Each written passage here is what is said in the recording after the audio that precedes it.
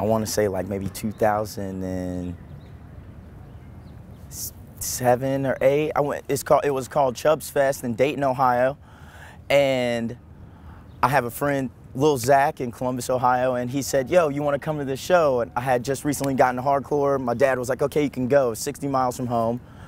And so this band Mental from Boston, Greg Wilmot grabbed me and said, yo, you want to come to the show? They put me in the van and took me to the show. On the bill was Mental, Righteous Jams, a dump truck played in the middle of their set, and then One Live Crew, Ringworm, and Heavyweights.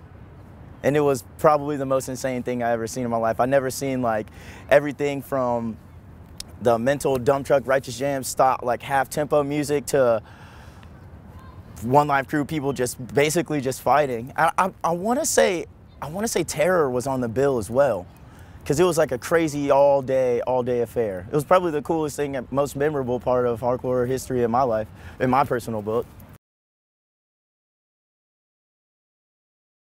That's tough to answer from over here. I never went, but I mean, I'm sure it's at the top of everybody's list. CBGB's was the coolest, had to be the coolest. I was a little too young to come over this way for it, but there was a club at home that always, in Ohio, it was called the High Five, and they was big or small, would put on any hardcore show, and it was like our little hangout hut, and it turned into a taco place, and now it's gone. So, I mean, I guess it's similar tale to things in this neighborhood. Like property value goes up, and you lose the club that's home for all your punk rock needs.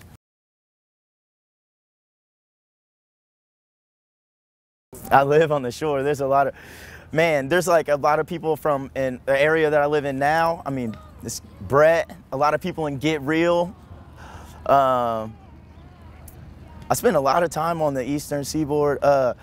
To be honest with you, like from a New York figure, that since this is the New York version, I think Hoya is probably the funniest person that I've been around. Like every time I played with him, from him just grabbing me to get like a snack or grab an apple for him to smoke some bud from, like, or just him knowing my name and calling me kid, like you're just kid no matter what.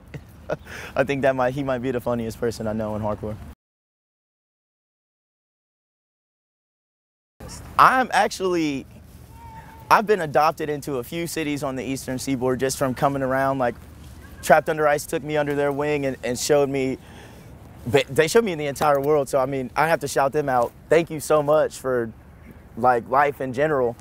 But I think that like there's a whole connection there. Like people in Richmond would come to Bricktown, where I'm from, on the shore, and there was a whole gang of people there who straight up just live by their own rules. Like, will take an apple, eat it, throw it at you, play a hardcore show, help you up off the ground. And I think just being so close to coming here in the city, and like the generation of just a bit before me, they were the ones that like solidified the bond that grew from the youth up here connecting with the youth in Brick, that connected to the youth in Richmond, that all just cultivated a blossoming relationship that still grows to this day, all the way down to younger bands that play from our area. Yeah, I mean, they're not even necessarily new. I recently just saw this band in Florida. Our singer Brendan and drummer Daniel and the singer of Angel Dust and Trapped Under Ice, Justice, we decided that we want to be hands-on, do our own thing, and start a label. And they got this band that they just put out called Slow Fire Pistol, and they rock really hard. I love that band. That's easy. David Wood from Down to Nothing and Terror. Jared from Trapped Under Ice. I can't even, that's not even just for bass, but just for style in general. Have you looked at anybody playing a stringed instrument in Biohazard? Like not even just like the guitar style, their clothing style. I don't know them personally, but like just the way they carry themselves, like when they grab their instrument, it's just like, dang, I can't believe this man is playing this intricate part while doing a damn 720 in the air and on the ground.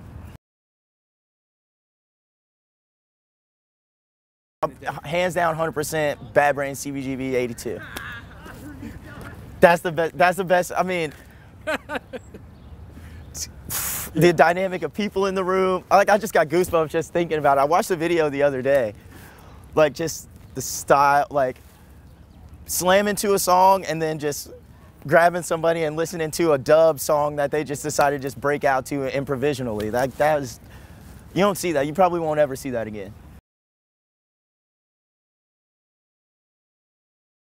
Hopefully just continue having fun. We're gonna continue to have our own little label on the side and keep creating bands with Turnstile. I think we're gonna work on a new record. We've been working on some demos, just try to keep it exciting and forward. Progress is progress, and the older you get, as long as it's not backwards, it's good. That's how I feel about our band. If I were to say something, I mean, I say this to my younger friends now. I mean, I'm not much older than them, but think for yourself and don't be afraid to question. Don't be afraid to ask or learn or go seek some knowledge or even dig in a history book and see what happened before you so you don't make the same mistake, or you learn something new and you can elaborate and create something yourself.